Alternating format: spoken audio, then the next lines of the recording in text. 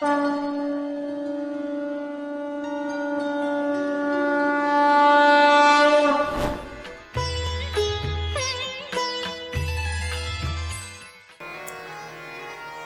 को कहने की दो पद्धति हैं, एक समास और एक व्यास। सूत्र में जो बात कही जाती है उसको समास पद्धति कहते हैं और विस्तार से जो कही जाती है उसको व्यास पद्धति कहते हैं। तो ये जो ब्रह्म सूत्र है इसको अगर आप विस्तार में कहते हैं तो यतोवा भूतानि जायन्ते तेन जातानि जीवन्ति यत् प्रविशन्ति, पूरा मंत्र ना कह के केवल कह दिया जन्माद्यस्य यतः, जिसके द्वारा संसार की उत्पत्ति स्थिति और लय होता है, उस सत्यरूप परमात्मा का हम सब ध्यान करते हैं। अन्वयादितरतः अभिज्ञः, अन्वय के द्वारा वो सृष्टि को बनाते हैं और व्यतिरेक के द्वारा अपने अंदर विलीन कर लेते हैं। अभिज्ञ वो जड़ है या चैतन्य है? बोले नहीं, वो जड़ नहीं है, वो चैतन्य है और उनकी चेतना ऐसी है कि उन्हीं की चेतना से हम सब चैतन्य हैं। जिस तरह कि हम सूर्य से प्रकाशित हैं, लेकिन वो सूर्य से प्रकाशित नहीं है, सूर्य के अंदर भी उनका प्रकाश है। अभिज्ञ स्वराट, और बोले उनका प्रकाश कैसा है? बोले तेने ब्रह्म हृदय आदि कवये मुह्यन्त सूरयः, उनका ऐसा ज्ञान है, उनका ऐसा तेज है, उनका ऐसा प्रकाश है, उनका ऐसा स्वरूप है। हमारी आपकी तो बात छोड़िए, आदि कवि ब्रह्मा जी महाराज भी मोहित हो जाते हैं, बड़े बड़े ज्ञानी उनकी बात पर मोहित हो जाते हैं। बोले कैसे? बोले वैसे ही जैसे कि हम और आप तेजो बारी मृदाम यथा विनमयो, तेज माने सूर्य की रोशनी, बारी माने जल, मृदा माने पृथ्वी। जैसे कि गाड़ी में बैठ के हम चलते हैं हाईवे पर और सड़क पर सूर्य की प्रकाश से ऐसा लगता है कि जल पड़ा हुआ है, लेकिन जब हमारी गाड़ी पहुंचती है तो वहाँ पर जल नहीं होता, हम मोहित हो जाते हैं, जल का आभास हो जाता है। इसी को मृगवृषिका कहते हैं। तो हम जैसे कि उस पानी के आभास पर मोहित हो जाते हैं, दुर्योधन भी ऐसा ही हुआ था, ऐसे ही इनकी लीला कथा शब्दों में ब्रह्मा जी भी मोहित हो जाते हैं। तेजो वारि मृदाम यथा विनमयो यत्र त्रिसर्गो मृषः। अब यहां मृषा शब्द के दो अर्थ हैं, अमृषा भी है, मृषा भी है। भगवान की दृष्टि से उत्पत्ति स्थिति सब मृषा है, उनका लीला विलास है, और हमारी दृष्टि से अमृषा है, क्योंकि हम अनुभव करते हैं, उत्पत्ति भी अनुभव करते हैं, स्थिति भी अनुभव करते हैं और लय भी अनुभव करते हैं। यत्र त्रिसर्गो मृषा ध्वाम्ना स्वेन सदा निरस्तकुहकम्। तो जहाँ जल नहीं है वहाँ हम जल का आभास महसूस कर रहे हैं, जल को देख रहे हैं, और जहाँ जल है वहाँ हम पृथ्वी देख रहे हैं। ये जो अज्ञान रूपी अंधकार है इसका नाश कैसे होगा? बोले हमारे आपके प्रयास से नहीं होगा। निरस्त कुहकम, अब ये जो कोहरा हो रहा है बाहर, क्यों भाई हम कितने ही दीपक जला लें, क्या हमारे प्रयास से मिट जाएगा क्या? निरस्त कुहकम, सूर्योदय हो जाए, तेज सूर्य रोशनी हो जाए, धूप निकल जाए तो मिट जाएगा। तो ऐसे ही हमें अपना अज्ञान रूपी अगर अंधकार मिटाना है तो सत्य रूपी परमात्मा का ध्यान करना होगा। निरस्त कुहकम सत्यम परम धीमहि। इसलिए सत्यरूपी परमात्मा की ध्यान करना चाहिए, जिससे कि हमारे अंदर जो अज्ञान रूपी अंधकार है उसका नाश हो जाए। ये इस श्लोक का वास्तविक अर्थ है। अब क्योंकि भाई कृष्ण प्रधान ये कथा है, भागवत भी कृष्ण प्रधान है, तो इसी श्लोक का कृष्ण परक अर्थ करते हैं। जन्माद्यस्य यतः, श्लोक वही है। पहले हमने निर्गुण निराकार ब्रह्म में उसका निरूपण कर लिया, अब कृष्ण परक अर्थ कर लेते हैं। जन्माद्यस्य यतः, आद्यस्य जन्म आदि विकार रहितस्यापि वसुदेव गृहे जन्म। वो भगवान कितने दयालु हैं कि जो कार्य वो उन्होंने जन्म लेकर किया, अगर वो चाहते तो वहां बैठे हुए भी कर सकते थे। क्यों भाई, क्या कंस को भगवान बिना जन्म लिए नहीं मार सकते थे क्या? इतने आतताई जो इतने भी थे पृथ्वी के भार को भरने वाले जरासंध आदि, क्या उनको वहां बैठे बैठे नहीं मार सकते थे? फिर भी जन्माद्यस्य जन्म आदि विकार रहतस्यापि वसुदेव गृहे जन्म, फिर भी वह वसुदेव जी के घर में जन्म लिया। और इतरतः अभिज्ञ, मथुरा में जन्म लेकर, कंस के कारागृह में जन्म लेकर, इतरतः समीपे गोकुले, गोकुल में जाकर विराजमान हो गए। चार्थेषु अभिज्ञ, अर्थेषु कंस वंचनादि प्रयत्नेषु, कंस ने बहुत प्रयत्न किया कि मुझे पता लग जाए कि कब देवकी का 8वां होगा, और इन्होंने, महाराज ने जन्म भी ले लिया और गोकुल में जाकर स्थापित हो गए, और अभिज्ञ, उस कंस को कुछ पता भी नहीं चला। स्वराट स्वेषु गोपेषु राजते सोहते इति विराट स्वराटः, और गोकुल में जाकर अपने ग्वाल वालों के संग में जाकर सुशोभित हो गए। और स्वराट माने स्वर सामग्री, किसके द्वारा सुशोभित हुए हैं गोकुल में? स्वर सामग्री जो बंसी है ना इनकी, सप्त स्वरूप लक्षिता सारे गामा पाधानी सा, सप्त स्वरूप लक्षिता बंसी से युक्त होकर भगवान गोकुल में सुशोभित हुए। बोलिए बंसी वारे की कन्हैया ने बंसी केवल ब्रज में ही बजाई, मथुरा में नहीं बजाई, द्वारका में जाके नहीं बजाई। तो स्वराट माने सप्त स्वरूप लक्षिता बंसी से युक्त होकर सुशोभित हुए। और महाराज ऐसी वहां पर बैठकर उन्होंने फिर बंसी बजाई और लीलाएं करी। तेने ब्रह्म हृदय आदि कवये, जब इन्होंने श्रीधाम वृंदावन और गोकुल में लीला करते हुए यमुना के किनारे पर वेणु नाद किया, बछड़ों को चराते चराते, तो तेने ब्रह्म हृदय आद कवये श्री ब्रह्मा जी महाराज भी विस्मापयतुम, वो भी विस्मय में प्राप्त हो गए। और ब्रह्मा जी को ये मोह हो गया, क्या ये यही वैकुंठ के अधिपति हैं? तो उन्होंने इनकी परीक्षा ले ली, इनके ग्वाल वालों का हरण कर लिया, इनके बछड़ों का हरण कर लिया। तेने ब्रह्म हृदय आदि कवये, आद कवये ब्रह्मा तुम विस्मापयतुम,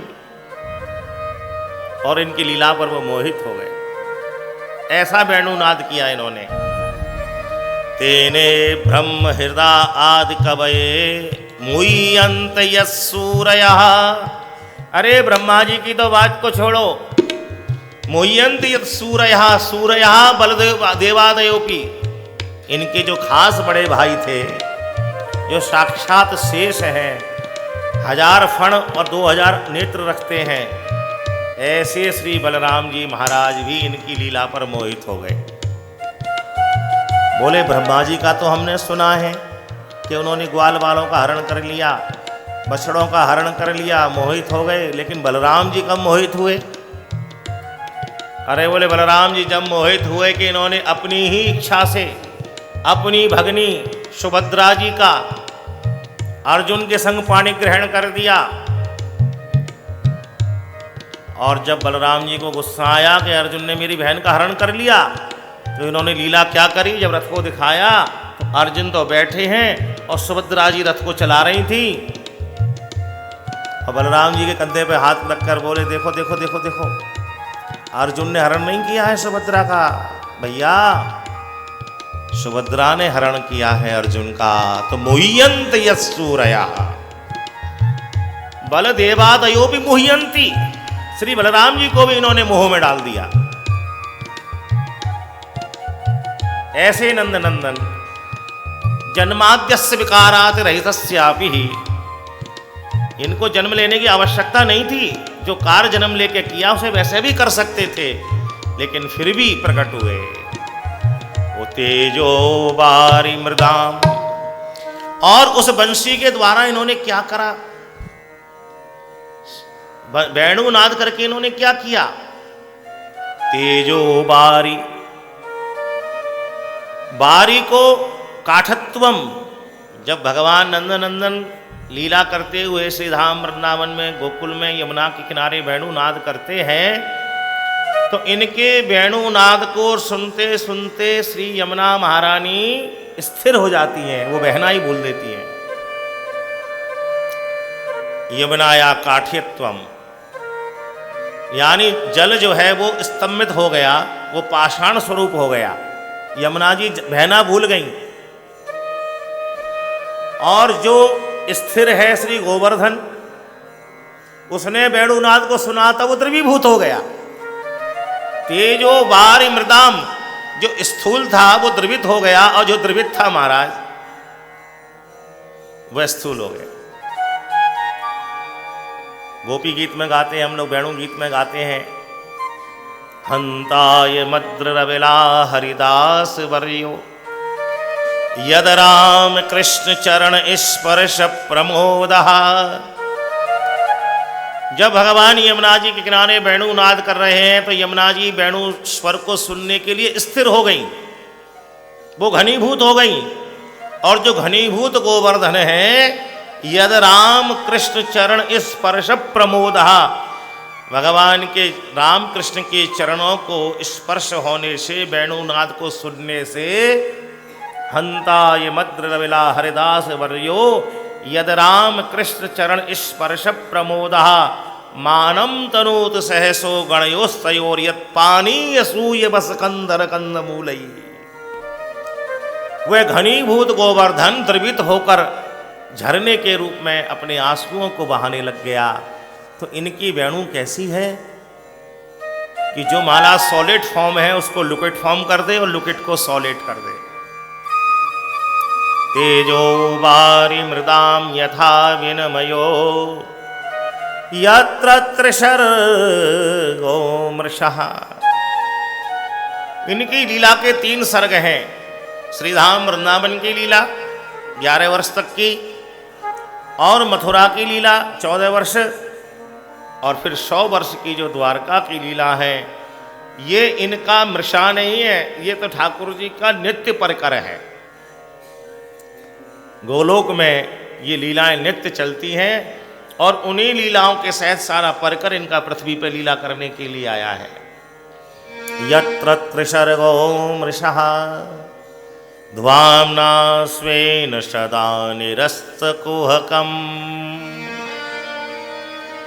अब ये हम पे कृपा करें तो पुनरपि जननम पुनरपि मरणम पुनरपि जननी जठरे शयनम का जो कुहक है, जो अंधकार है, वो इन अपनी कृपा से ये मिटा दें हमारा, और हमें अपनी नित्य लीला में प्रवेश करा लें बस। इसलिए सत्यम सच्चिदानंदम श्री कृष्णम धीमहि, बोलिए सच्चिदानंद भगवान की जय। कैसे भी हो भगवान हमें अपनी लीला में प्रवेश करा लें। हमारे यहाँ पर 2 मत हैं। एक तो संत की स्थिति होती है भगवत प्राप्ति, ब्रह्मलीन होना, उनके आगे लिखा जाता है ब्रह्मलीन संत। और एक होता है नित्य लीलालीन। पूज्य भाई श्री हनुमान दास पोद्दार जी के आगे लिखा जाता है नित्य लीलालीन। और गोयंका जी के आगे लिखा जाता है ब्रह्मलीन। तो जो ब्रह्मविद ब्रह्मई भवती, जो ब्रह्म में लीन हो गए उनको ब्रह्मलीन कहते हैं। लेकिन जो ठाकुर जी की लीला में प्रवेश चाहते हैं उनको लिखा जाता है नित्य लीलालीन। उनका गोलोक धाम में प्रविष्ट हो जाता है और वहीं कहीं ना कोई सेवा उनको मिल जाती है। श्याम माणे चाकर राखो जी, मीरा जी कहती है ना, श्याम माणे चाकर राखो। ठाकुर जी ने कहा हमारे पास आपके लिए कोई काम नहीं है, क्यों रखें आपको नौकरी पे? तो बोले कोई बात नहीं, चाकर रहसू बाग लगासू हर की लीला गासू। अरे मैं आपके नाम का ये बगीचा लगा लूंगी, उसमें जो फूल पत्ती तुलसी होगी वो आपकी सेवा में लग जाएगी और वहीं बैठ के आपकी हर की लीला गा लूंगी। तो ये इस श्लोक के हमने दोनों अर्थ का आनंद ले लिया, ब्रह्मलीन स्वरूप का भी आनंद ले लिया और नित्य लीलालीन का भी आनंद ले लिया। निरस्त कुहकम सत्यम परम धीमहि। हम सत्य स्वरूप सच्चिदानंद स्वरूप भगवान श्री राम कृष्ण नारायण हरि शिव दुर्गा उन सब का ध्यान करते हैं। बोलिए भागवत भगवान की जय। तो पहले श्लोक में मनुष्य के जीवन का लक्ष्य क्या है? सत्यम परम धीमहि। हम सबको सत्य की ओर यात्रा करनी चाहिए। माला जपें, ग्रंथ का पाठ करें, सत्संग करें, सत्य की प्राप्ति की उत्कंठा के साथ होना चाहिए। और दूसरे श्लोक में ये बताया है कि सत्य की जो यात्रा है उसको कितनी सावधानी से उस यात्रा पर चलना चाहिए। व्यास जी दूसरे श्लोक में कह रहे हैं धर्मा प्रोज्झित कैतवोत्र परमो निर्मत्सराणां सतां वेद्यं वास्तव वस्तु मत्र शिवदम् तापत्रयोन्मूलनम्। श्रीमद्भागवते महामुनिकृते किं वा परैरीश्वरः सद्यो हृद्यवरुद्धतेत कृतभिः शुश्रूषोभिस्तक्षणा। दूसरे श्लोक में भगवान व्यास कह रहे हैं कि जिसको सत्य को प्राप्त करना हो वह चाहे भागवत जी के माध्यम से सत्संग करे या रामचरितमानस के माध्यम से करे या भगवत गीता के माध्यम से करे, अन्य किसी ग्रंथ के माध्यम से करे, जो भी साधन करे उस सत्य को प्राप्त करने के लिए उसकी एक शर्त है। वो क्या है? बोले निर्मत्सराणां सतां। अन्य किसी कामना को लेकर यदि वो सत्य की प्राप्ति करने के लिए चलेगा तो बस वही कामना पूरी होगी, सत्य छूट जाएगा।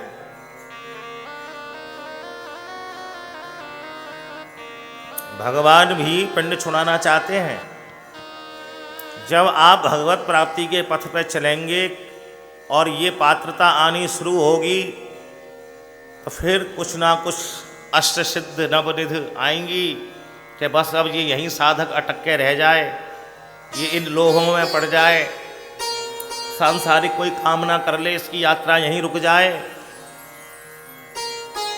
लेकिन भगवान व्यास कह रहे हैं धर्म प्रोज्झित कैतवोत्र परमो। हे साधको, तुम्हें यदि सत्य रूपी परमात्मा को प्राप्त करना है तो इस श्रीमद् भागवत में मैंने ऐसे धर्म का निरूपण किया है कि तुम यदि इसका सेवन करोगे तो निश्चित ही तुम्हें सत्य रूपी सत्ता मिलेगी। लेकिन शर्त क्या है? कैतवोत्र परमो। कैतव माने कामना, बड़ी से बड़ी कामना का तुमको त्याग करना पड़ेगा। अब संसार में बड़ी से बड़ी कामना क्या हो सकती है हमारी आपकी? सबकी सबसे बड़ी कामना यही होती है कि भाई हमें मोक्ष मिल जाए। लेकिन भगवान व्यास जी यहाँ स्पष्ट कह रहे हैं कि भाई उसको भी छोड़ना पड़ेगा। तो बोले फिर कोई कथा नहीं सुनेगा और ना फिर कोई कथा कहेगा, कोई साधन करेगा ही नहीं कि ना तो पाप की निवृत्ति होगी और ना हमें मोक्ष मिलेगा, तो फिर काय कुछ कहे और सुने और पढ़े इसको। बोले नहीं नहीं, ऐसा नहीं है। धर्म प्रोज्झित कैतवोत्र परमो निर्मत्सराणाम सताम। बोले कामना करो। बोले क्या कामना करें? बोले मोक्ष की नहीं, मोक्ष देने वाले की कामना करो। मोक्ष नहीं चाहिए हमें, तो मोक्ष देने वाला चाहिए। क्यों भाई, धन बड़ा कि धनवान बड़ा? बताओ, भगवान बड़े या मोक्ष बड़ी? इसलिए इसको वैष्णव प्रधान ग्रंथ कह दिया, क्योंकि यहां पर ब्रह्मलीन की आकांक्षा नहीं, यहां पर नित्य लीला की, हमारे ठाकुर जी की लीला में प्रवेश हो जाए। हमें मोक्ष नहीं, मोक्ष देने वाला चाहिए।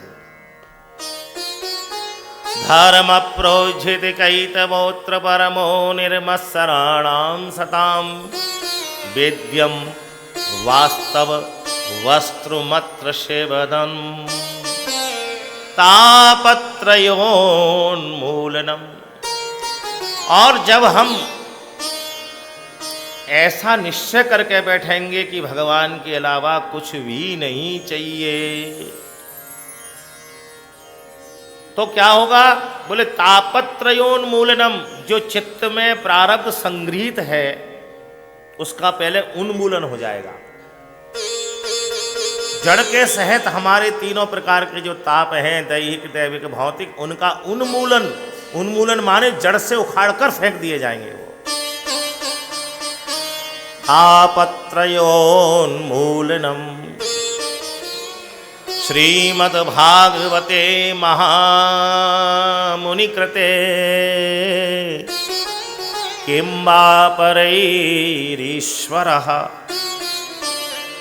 अब भगवान व्यास तो ये कह रहे हैं कि जैसा धर्म, जैसा आनंद, प्रचुर भक्ति, प्रचुर ज्ञान, प्रचुर वैराग्य जितना मैंने श्रीमद् भागवत में समाहित किया है, अन्यत्र नहीं किया है। श्रीमद् भागवते महामुनि कृते किं वा परैरीश्वरः।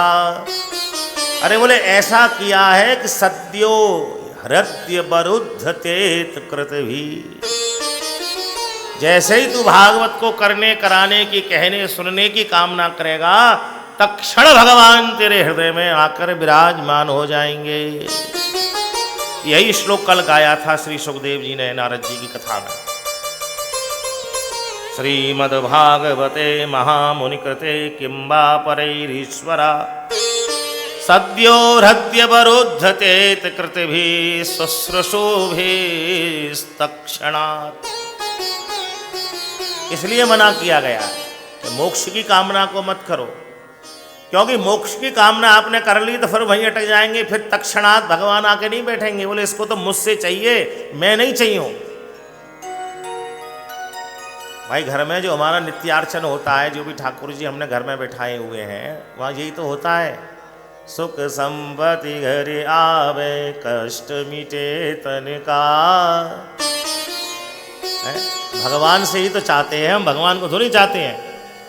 ऐसा तो कोई बिरला ही गाता है कि श्याम सुंदर घर आमे। क्यों भाई?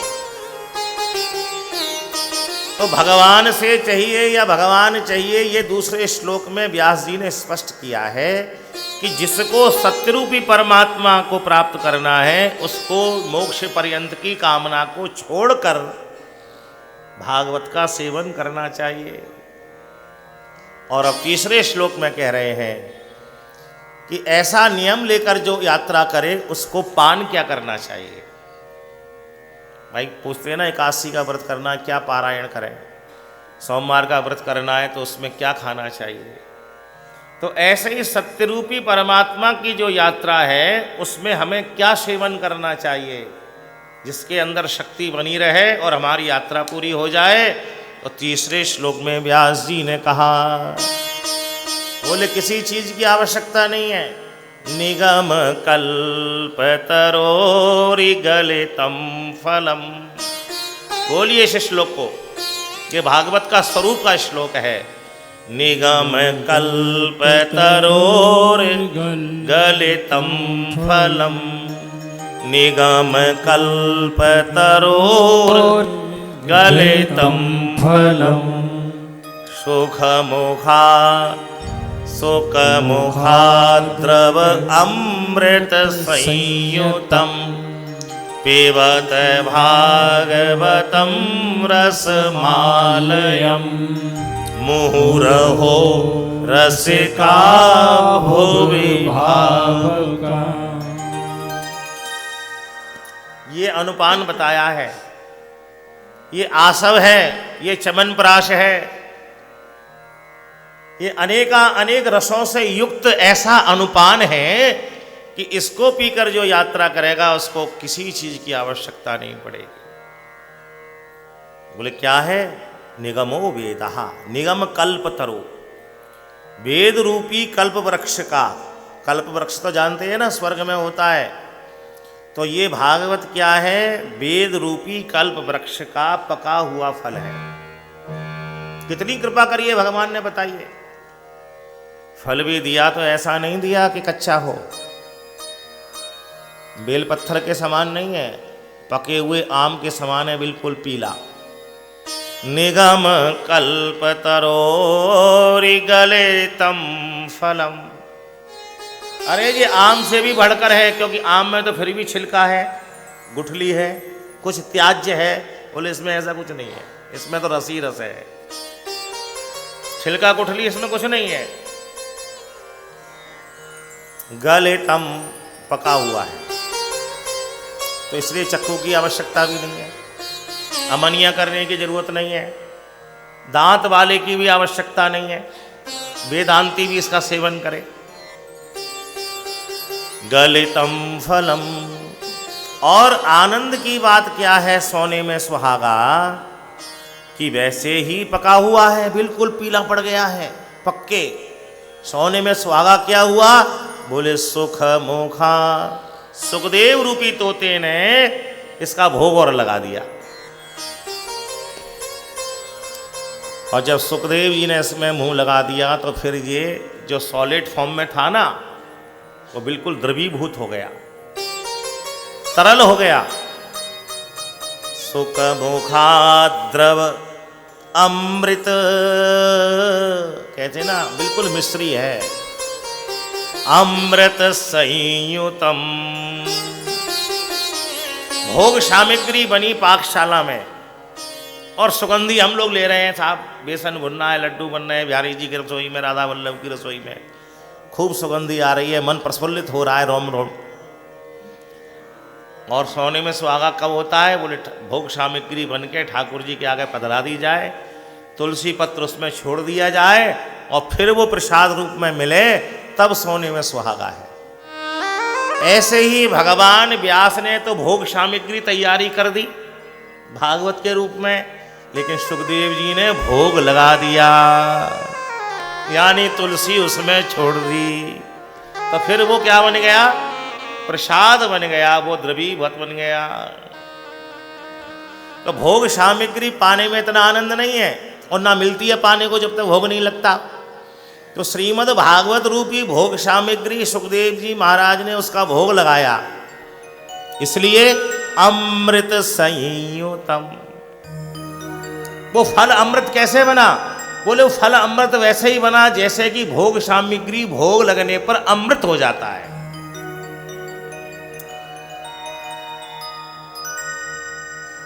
जब तक ठाकुर जी को प्रसाद नहीं पधराया जाता तब तक उसको कहते हैं भोग सामग्री, बनकर तैयार हो गया है।